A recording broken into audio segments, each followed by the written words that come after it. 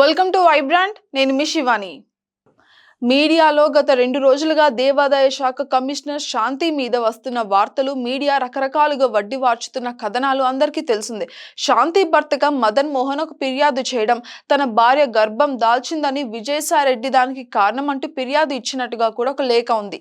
దీంతో ఆ section of media Vijayasai Reddy మీద, శాంతి మీద రకరకాలుగా కథనాలు అల్లేస్తుంది. కానీ శాంతి మీడియా ముందుకు వచ్చి అన్ని విషయాల మీద కూడా క్లారిటీ అయితే ఇచ్చింది.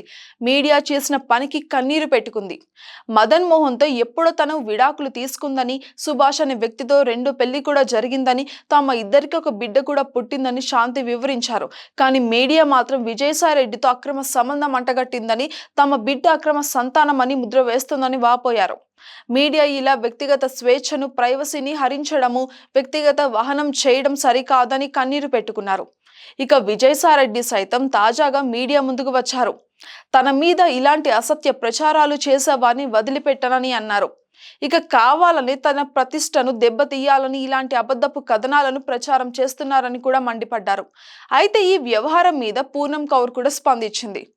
మీడియా అంటేనే ఇలాగే ఉంటుందని, ఇప్పుడు మీడియా బ్లాక్మెయిల్ చేయడమే పనిగా పెట్టుకుంది అని, తమ ఎజెండాలకు తగ్గట్టుగా తలంచేలాగా చేస్తుందని మీడియా మీద ఆగ్రహం వ్యక్తం చేసింది. ఇలాగా మీడియా ముందుకు వచ్చి మహిళల అధికారి, గిరిజన మహిళకు అండగా నిలబడడానికి ప్రశంసిస్తున్నారు.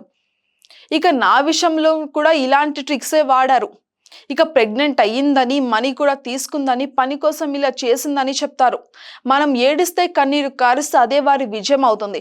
మీరు ఎలాంటి పరిస్థితిలో ఉన్నా కూడా ఇలాంటి వారి ముందు తల వంచకండి. మీడియా ఇలాంటి అబద్ధపు వార్తలను క్రియేట్ చేస్తూనే ఉంటుంది. కావాలంటే వాటికి ప్రూఫ్స్ కూడా చూపిస్తూ ఉంటుంది. కానీ మహిళలు ధైర్యంగా నిలబడాలి. మీ వ్యక్తిత్వాన్ని కాపాడే వ్యక్తులు కూడా ఉంటారు. విజయసాయిరెడ్డి గారు నిజాన్ని వెలికి తీసి అందరికీ శిక్ష పడేలాగా చేస్తారని నేను నమ్ముతున్నాను. మీ వెంట నేనుంటాను. మీరు ఈ పోరాటాన్ని వదిలిపెట్టకండి, ధైర్యంగా ఉండండి అంటూ పూనంకో ట్వీట్ వేసింది. For more updates, subscribe to Vibrant.